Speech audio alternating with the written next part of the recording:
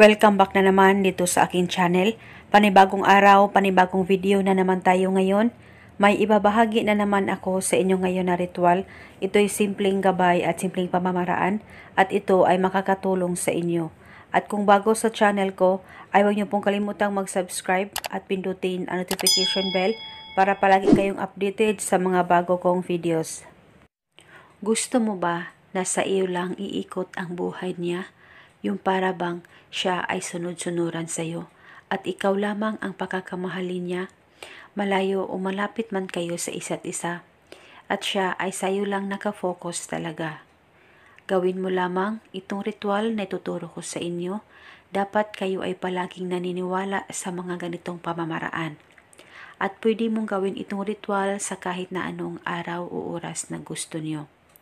At payo ko lang sa inyo, pagkatapos mong magawa ang ritual, ibaliwala mo lang, huwag mong isipin na ikaw ay gumagawa ng ritual sa kanya nang sa ganon, ikaw ay mamangha na lang sa maging resulta nito. At nang sa ganon, ikaw ay hindi kabahan o kahit anuman ang nararamdaman mo pagkatapos mong magawa ang ritual. At ang gawin mo lamang, kumuha ka lang ng isang panulat kahit anong kulay. At pagkatapos, isulat mo ang pangalan at apelyido ng target ng isang beses dyan sa palad mo. At pagkatapos mo nang masulat ito sa palad mo, ay kumuha ka lamang ng isang butil na bawang. Huwag niyo po itong balatan at ilagay ito sa palad mo na may pangalan niya.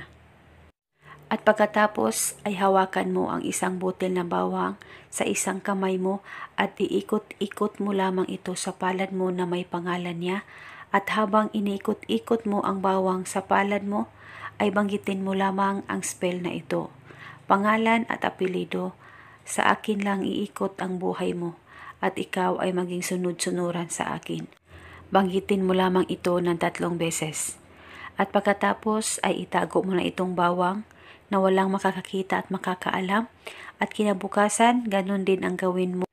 At same pa rin na bawang ang gagamitin mo, yung bawang na tinago mo ay yung gagamitin mo sa ritual kinabukasan hanggang sa matapos mong gawin ito ng 3 araw. At pagkatapos mo nang magawa ito ng 3 araw, ay itago mo na itong bawang sa damitan mo hanggang sa matuyo po ito at saka mo na ito itapon at pwede ka gumawa ulit kung gusto mo. At ito muna sa ngayon, maraming salamat po sa panunood. May